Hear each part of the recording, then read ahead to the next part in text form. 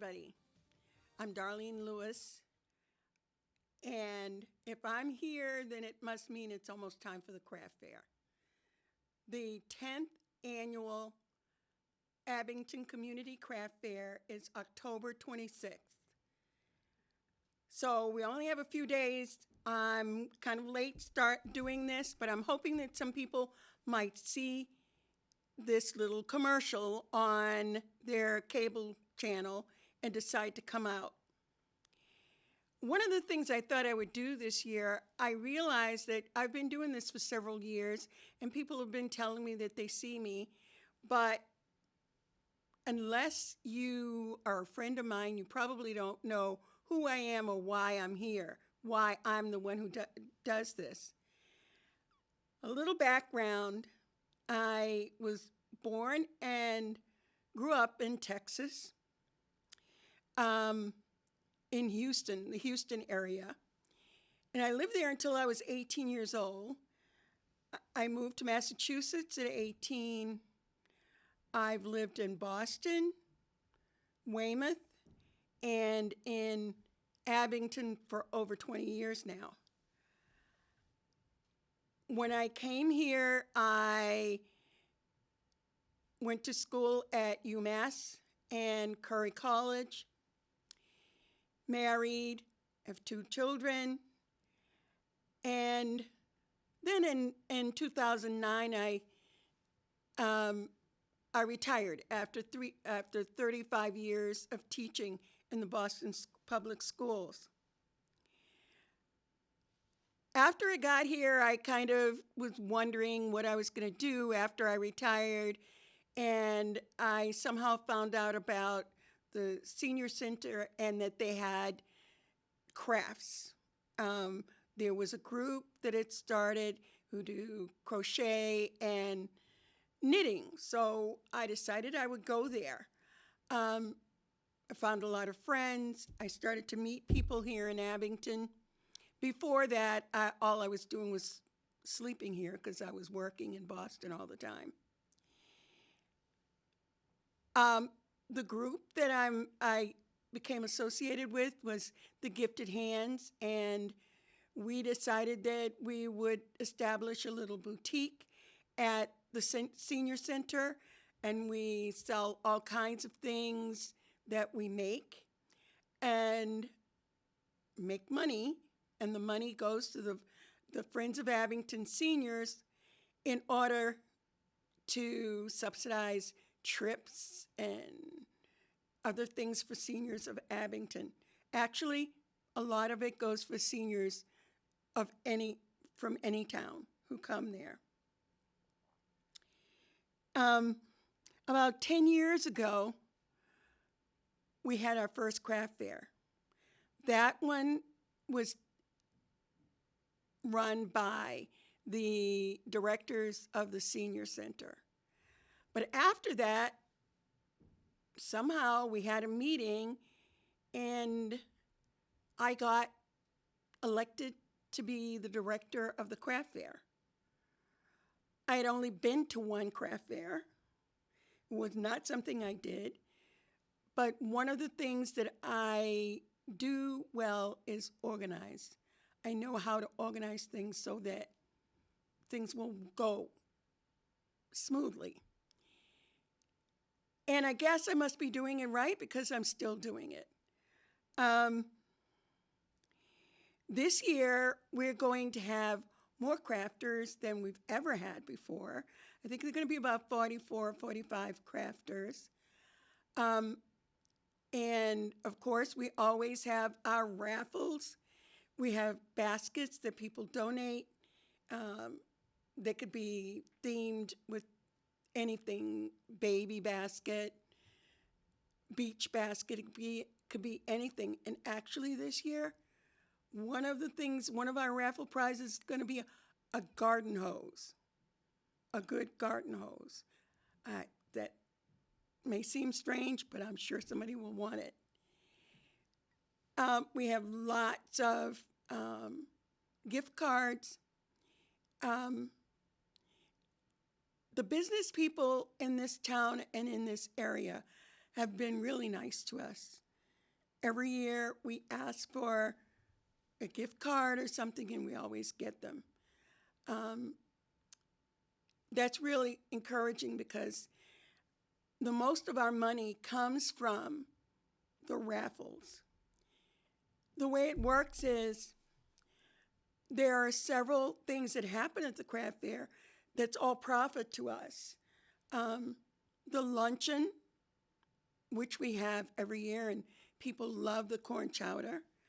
The bake table, cookies, fudge, the American Girl doll table, the gifted hands table. All of that's profit to us. We don't have to share that money with anybody. The the other things we get money from the tables. People rent tables or they rent spaces, and that's the money that goes into our coffers. It works out really well. We have a really great group of volunteers, and most of us have been there the whole time. Actually, I think with the planning and the running of the craft fair, it's probably 98% seniors. We do all the planning, all the going and getting, all the moving, and all that stuff.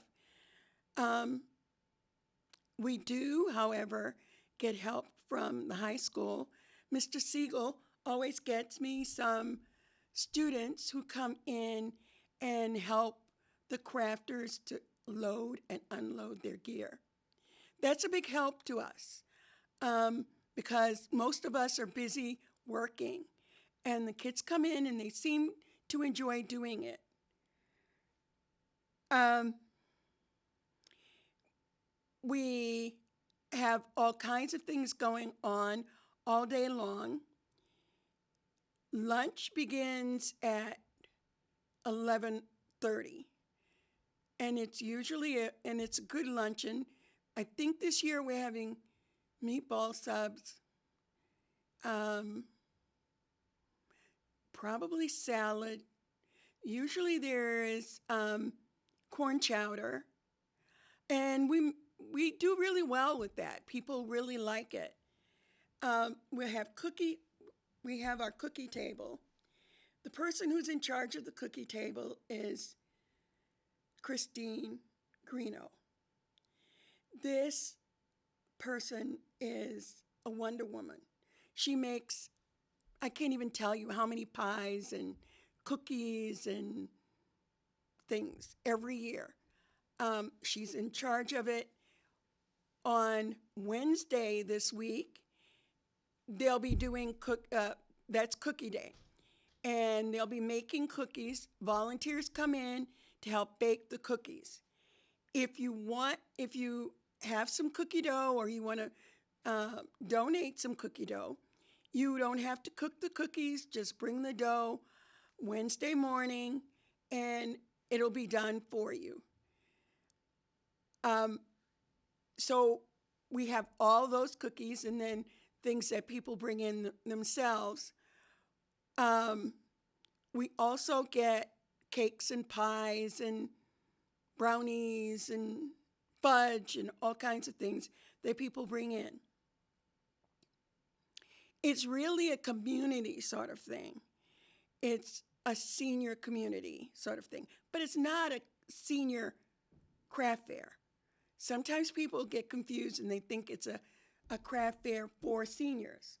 It's a community craft fair. Anybody who wants to come is welcome.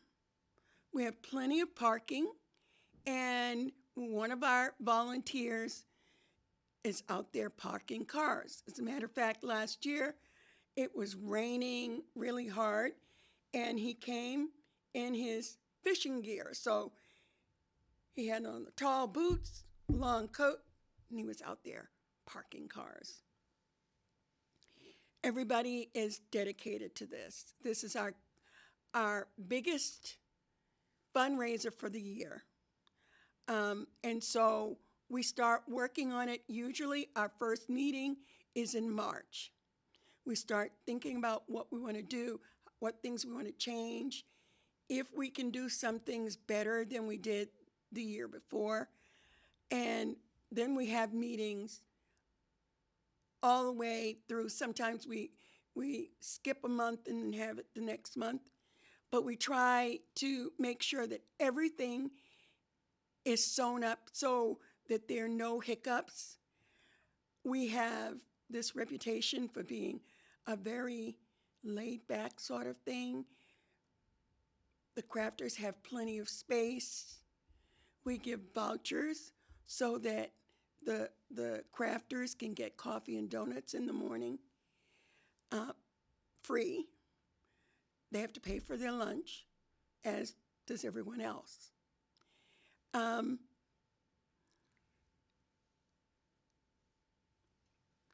One of the things that I mentioned, the American Girl dolls, that happens to be my collection. At some point, someone mentioned something about doll clothes. I had never made doll clothes before, and I hadn't sewn in a long time, but I decided I would try it. And it went so well that I now have an American Girl table at the craft fair. I don't run it. Another volunteer runs it, but every year I have a new collection, and a lot of people come just to get the doll clothes. My prices are not as high as American Girl. I mean, it's not like going to an American Girl store, because most of us couldn't pay for that.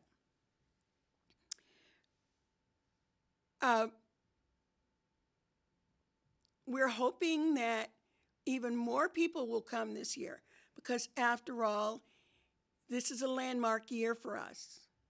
It's our 10th annual. And in my eyes, anything that lasts for 10 years has got to be doing something right. I'm trying to think if I have anything else to tell you today. I said about the raffles. The raffles will begin at 11 o'clock, and there will be another drawing every half hour until 3 o'clock. We're hoping that we can get through it. We usually have so much that it takes after 3 o'clock to get them all drawn. As I said, we're going to have 44 crafters, and they will have all kinds of things. I know that there's one who does dog bones. I think she's here again this year. Last year we had a crafter who made lamps out of musical instruments like clarinets and so forth. They were just amazing. One of the ones that I don't think we're going to get this year because he's had problems with his bees is the honey guy, who was very informative, gave you all kinds of information, and I was really fascinated. I hope I've told you enough to make you want to come out. There are plenty of things that you can shop for, get started on your Christmas shopping.